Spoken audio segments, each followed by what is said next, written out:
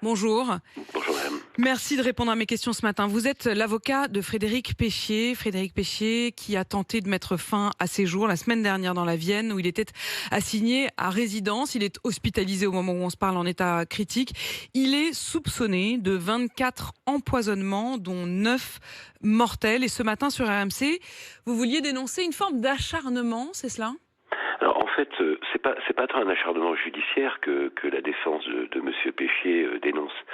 Ce qu'elle dénonce, c'est une situation qui dure depuis 5 ans, dans laquelle il a été placé sous contrôle judiciaire avec des obligations qui ont évolué, et notamment l'interdiction de vivre dans la région du Doubs, l'interdiction donc de vivre chez lui, l'interdiction d'être avec sa famille, de cause à effet, l'interdiction de travailler, d'exercer une profession en lien avec le médical, et cette situation perdure depuis 5 ans. Et c'est ça surtout qu'on dénonce, que le juge d'instruction, et elle fait son travail, continue de faire son travail et d'enquêter, c'est tout à fait normal. C'est dans l'ordre des choses et c'est la procédure pénale. Que le procureur accuse, c'est normal. Mais il y a un moment, le docteur Péchier, il est présumé innocent. J'ai vu des choses atroces sur les réseaux sociaux, des gens qui disent avec tous les gens qu'il a tués, avec tout ce qu'il a fait.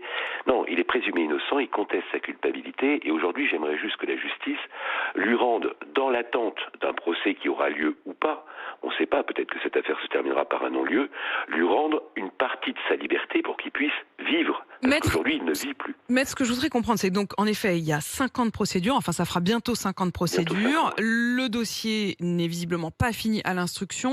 Vous aviez quoi comme échéance, vous aviez quoi comme rendez-vous? Rien?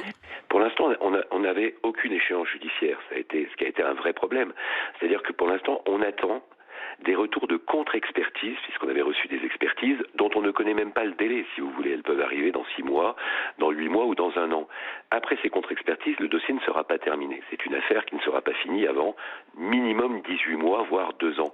Et donc vous voudriez quoi? En fait, vous voudriez quoi? Je comprends pas très bien. C'est normal que l'instruction soit faite. Il y a quand même un certain nombre de victimes, un grand nombre de victimes même.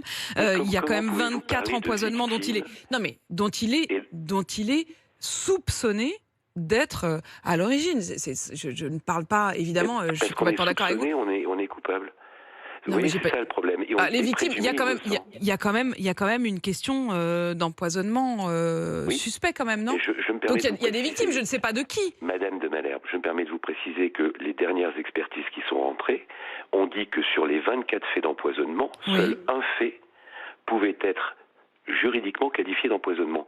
Que les autres faits, on ne pouvait pas savoir si c'était des empoisonnements ou des accidents. Donc à partir de ce moment-là, moi je veux bien qu'on les préjugés déjà. Alors victime d'accident si vous préférez, mais enfin le mot victime est toujours le bon. Le mot victime d'accident et victime d'empoisonnement, c'est pas la même chose, puisque dans un cas, Frédéric Péchier n'a rien à voir, et on voit pas pourquoi il supporterait une vie complètement obérée de toute existence sociale et familiale, qui serait une présanction, alors qu'en réalité, il est avant tout présumé innocent. Donc, vous le présentez là comme présumé coupable, presque. C'est ça le problème. Ce que vous dénoncez, c'est précisément ça. C'est à la fois, en effet, cet épuisement d'être présumé coupable, mais c'est aussi cette lenteur de la justice. Rien ne s'améliore de ce point de vue-là. Il y a une lenteur de la justice, ça c'est une évidence, et c'est un vrai problème en France.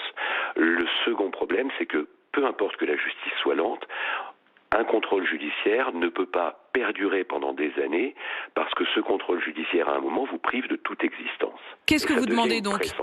Qu'est-ce que vous demandez? On va demander une modification de son contrôle judiciaire. On va demander qu'il soit autorisé à revenir vivre dans la région du Doubs.